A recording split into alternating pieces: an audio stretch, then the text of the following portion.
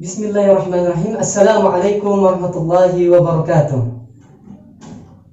Sahabat sekalian dimanapun berada, perkenalkan saya Iksan Hidayat, mahasiswa perguruan tinggi ilmu Al-Quran Jakarta, Fakultas Usuluddin, jurusan ilmu Al-Quran dan Tafsir.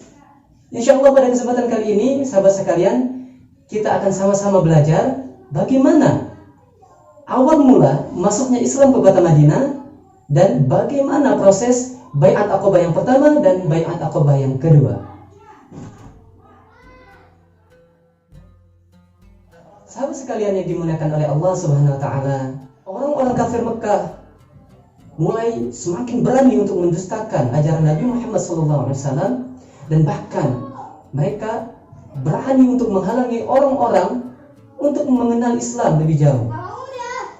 Akan tetapi baginda kita Nabi Muhammad SAW melakukan satu langkah yang sangat bijaksana dalam dakwah, yakni beliau melakukan perjalanan di malam hari untuk mengunjungi berbagai kabilah, sehingga orang-orang kafir Mekah tidak dapat menghalangi beliau. Suatu ketika di tahun ke-11 kenabian yang bertepatan dengan musim haji, pada suatu malam baginda Rasulullah SAW ditemani sahabat Abu Bakar As-Siddiq dan Ali bin Abi Thalib.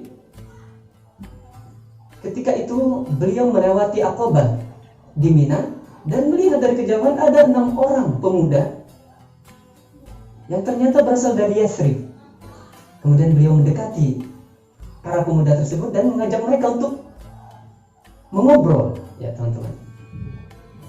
Kemudian singkat cerita mereka pun mempersilahkan dan mulailah Nabi Muhammad SAW menjelaskan tentang ajaran Islam, kemudian tentang tanda-tanda kerasulan beliau, kemudian bahkan membacakan beberapa bacaan dari Al-Quran yang alhamdulillah sahabat sekalian, 6 orang pemuda Yathrib ini ternyata adalah orang-orang yang sangat cerdas, dan bahkan mereka di Madinah sana sudah sering mendengar dari orang-orang Yahudi bahwasanya akan diutus seorang nabi yang terakhir.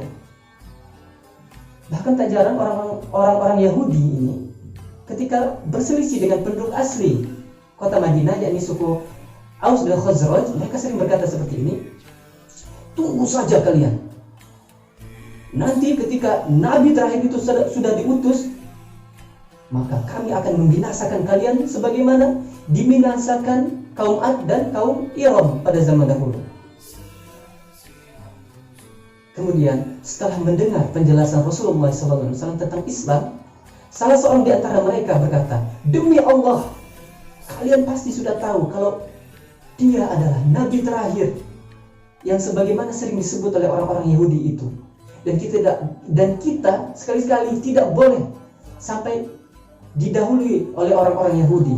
Bahkan pemuda-pemuda ini pun berharap dengan ajaran Islam yang damai mereka dapat menyelesaikan perselisihan di antara mereka. Oleh karena itu, detik itu juga mereka menyatakan keislaman mereka dan berjanji kepada Rasulullah SAW untuk menyebarkan agama Islam di tengah-tengah masyarakat Madinah sepulangnya mereka dari kota Mekah. Dan inilah teman-teman sekalian, awal masuknya Islam ke kota Madinah melalui 6 orang pemuda ini. Mereka adalah yang pertama As'ad bin Zurarah, yang kedua adalah Auf bin Al-Harith, yang ketiga adalah Rafi' bin Malik bin Ajlan, yang keempat adalah Qutbah bin Amir bin Hadidah, yang kelima adalah Uqbah bin Amir bin Nabi, dan yang terakhir adalah Jabir bin Abdullah. Demikian pembahasan tentang sejarah masuknya Islam ke kota Madinah.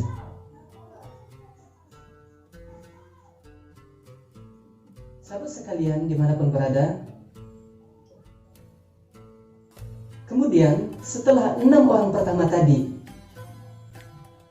mendakwakan dan menyebarkan ajaran Islam di tengah-tengah masyarakat Madinah, di musim haji berikutnya ada 12 orang yang pergi ke kota Mekah untuk bertemu dengan Rasulullah SAW. 5 diantaranya adalah 6 orang pemuda yang telah kita sebutkan tadi, kecuali Jabir bin Abdullah. Kemudian 7 yang lainnya adalah sebagai berikut. Yang pertama adalah Mu'adz bin Al-Harith, yang kedua adalah Zakwan bin Abdul Qais, yang ketiga adalah Ubadah bin As-Samit, Yang keempat adalah Yazid bin Tha'labah. Kemudian yang kelima adalah Al-Abbas bin Ubadah. Yang keenam adalah Abul Harithman bin At-Tayhan. Dan yang ketujuh adalah Uwail bin Sa'idah. Kemudian setelah mereka bertemu dengan Rasulullah SAW di Aqabah, lalu mereka pun melakukan baiat terhadap Rasulullah. Baiat itu sendiri sejatinya berasal dari tradisi dalam ajaran Islam. Baiat berarti sumpah setia yang terjadi ketika pelantikan seorang pemimpin. Yang kemudian sumpah setia ini akan diucapkan oleh yang melantik dan yang dilantik. Yang melantik akan bersumpah setia untuk menaati setiap peraturan yang dibuat oleh pemimpin yang diangkat. Kemudian yang dilantik akan berjanji setia juga untuk ikut melaksanakan peraturan yang dibuat dan akan memberlakukannya di tengah-tengah masyarakat. Akan tetapi sumpah atau janji setia ini tidak akan berlaku ketika pemimpin yang diangkat tadi itu melakukan kesalahan atau melakukan sesuatu yang bertentangan dengan syariat dalam Islam. Singkat cerita, 12 orang ini akhirnya melakukan baiat yang pertama, yang kemudian sekarang kita kenal dengan baiat Aqabah yang pertama. Isi dari baiat ini adalah bahwasanya ke-12 orang ini akan berjanji setia untuk tidak menyekutukan Allah dengan sesuatu apapun, dan juga tidak akan mencuri, tidak berzina, tidak membunuh anak-anak sendiri, tidak akan berbuat dusta, dan tidak akan mendurhakai dalam urusan yang baik. Itulah beberapa di antara poin-poin dari baiat Aqabah yang pertama ini. Kemudian ketika 12 orang ini hendak kembali lagi ke Madinah, Rasulullah SAW memutus duta pertama dalam Islam, yakni Mus'ab bin Umair, yang kemudian Rasulullah tugaskan untuk mendakwakan Islam, mengajarkan apa itu Islam di kota Madinah. Sesampainya di Madinah, Mus'ab bin Umair ini akan tinggal bersama As'ad bin Zurarah. Dari situlah kemudian Mus'ab bin Umair mendakwahkan tentang Islam dengan lemah lembut dan mengajarkan Al-Quran di tengah-tengah masyarakat di sana, sehingga tidak ada satu kabilah pun di kota Madinah itu kecuali di dalamnya pasti sudah ada lelaki atau perempuan yang sudah beriman kepada Allah dan bersaksi bahwa Nabi Muhammad adalah utusan Allah, kecuali hanya beberapa kabilah saja.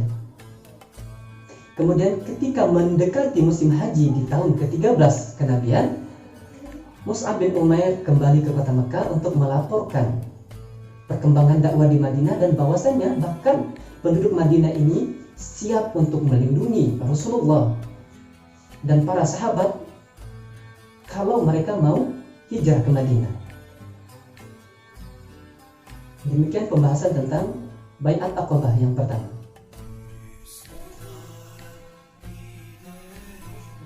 Sahabat sekalian yang dimuliakan oleh Allah SWT,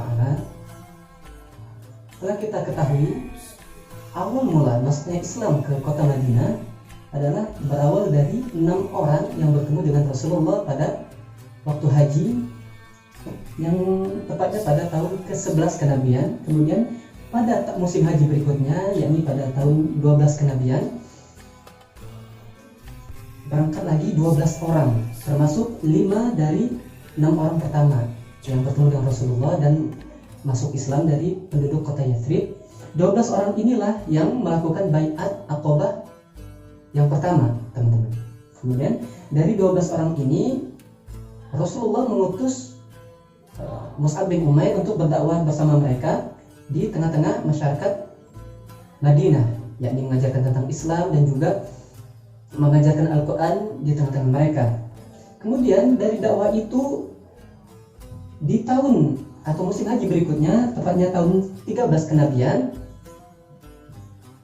berangkat lagi satu rombongan besar, ya, yakni 75 orang yang sudah memeluk agama Islam.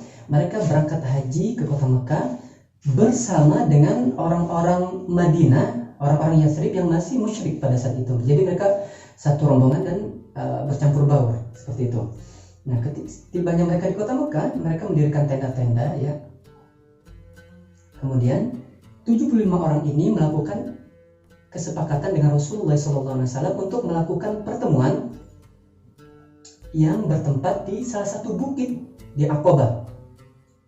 Dan waktunya itu pada pertengahan hari Tasyrik setelah lontar jumrah yang pertama. Dan waktu pertemuan itu mereka pilih adalah pada malam hari, tengah malam, ya. Agar tidak ada dari kafir Quraisy yang mengetahui kegiatan mereka ini. Pada malam harinya mereka tidur terlebih dahulu, membaur dengan rombongan dari Madinah Yathrib tadi. Kemudian di tengah malam mereka bangun dan berjalan pelan-pelan menuju bukit yang mereka janjikan itu, yang mereka berjanji untuk bertemu di situ dengan Rasulullah. Ternyata di sana mereka bertemu dengan Rasulullah yang ditemani oleh paman beliau, yakni Abbas, dan di sanalah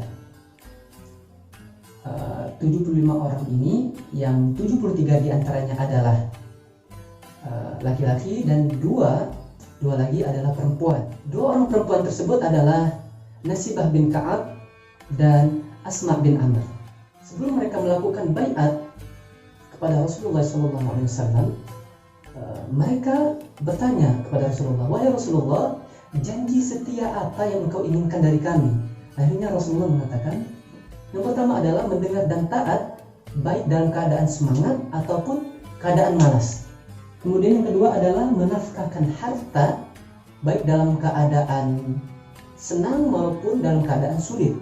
Yang ketiga adalah melaksanakan amar ma'ruf dan nahi munkar, yakni menyuruh kepada kebaikan dan melarang dari kejahatan. Kemudian yang keempat adalah berjuang karena Allah dan tidak memperdulikan celaan orang-orang yang mencaci dan mencela.